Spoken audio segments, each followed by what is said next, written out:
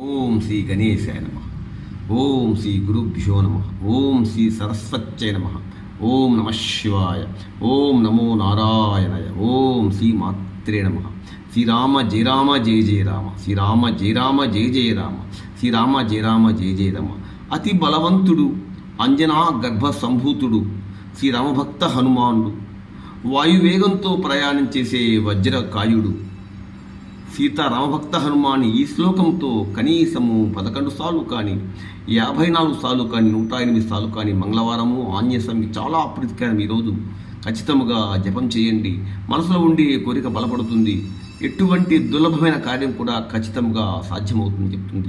సంజీవరాయ జయ హనుమాన్, కార్యసిద్ధి జయ హనుమాన్. సంజీవరాయ జయ హనుమాన్, కార్యసిద్ధి జయ హనుమాన్. సంజీవరాయ జయ హనుమాన్, కార్యసిద్ధి జయ హనుమాన్. సంజీవరాయ జయ హనుమాన్, కార్యసిద్ధి జయ హనుమాన్. సంజీవరాయ జయ హనుమాన్, కార్యసిద్ధి జయ హనుమాన్. సంజీవరాయ జయ హనుమాన్, కార్యసిద్ధి జయ హనుమాన్. సంజీవరాయ జయ హనుమాన్, కార్యసిద్ధి జయ హనుమాన్. సంజీవరాయ జయ హనుమాన్, కార్యసిద్ధి జయ హనుమాన్. సంజీవరాయ జయ హనుమాన్, కార్యసిద్ధి జయ హనుమాన్. సంజీవరాయ జయ హనుమాన్, కార్యసిద్ధి జయ హనుమాన్. సంజీవరాయ జయ హనుమాన్, కార్యసిద్ధి జయ హనుమాన్.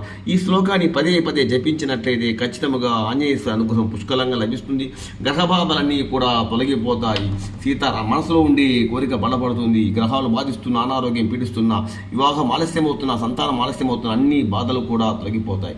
అంతేకాకుండా ప్రతి మంగళవారం ఖచ్చితంగా సింధూరముతో స్వామి తోకే స్వామి తోకకి సింధూరముతో కనుక బొట్లు పెట్టినట్లయితే ఖచ్చితంగా చాలా సంతోషిస్తాడు. ఇట్లా సింధూరంతో మనం ప్రతిరోజు స్వామికి బొట్టు పెట్టినట్లయితే స్వామి సంతోషిస్తాడు. కాబట్టి సింధూరంతో కూడా స్వామిని ప్రతిరోజు స్వామికి బొట్లు పెట్టండి. చాలా ఇష్టం సింధూరం అంటే. మనసులో ఉండే కోరిక బలపడుతుంది. తోక చుట్టూ కూడా స్వామికి మనం బొట్టు పెట్టినట్లయితే చాలా ఆనందిస్తాడు. చాలా ఇష్టం స్వామికి. సీతామాతకి ఎట్లా ఇష్టమో ఆంజనేయ స్వామి కూడా చాలా ఇష్టం. లైక్ చేయండి, షేర్ నచ్చితే సబ్స్క్రైబ్ చేయండి. జై శ్రీరామ్, జై భజరంగబలి. ఈ నామం చెప్తున్నప్పుడు ప్రతిసారి కూడా జై శ్రీరామ్, జై భజరంగబలి అంటూ ఉండండి.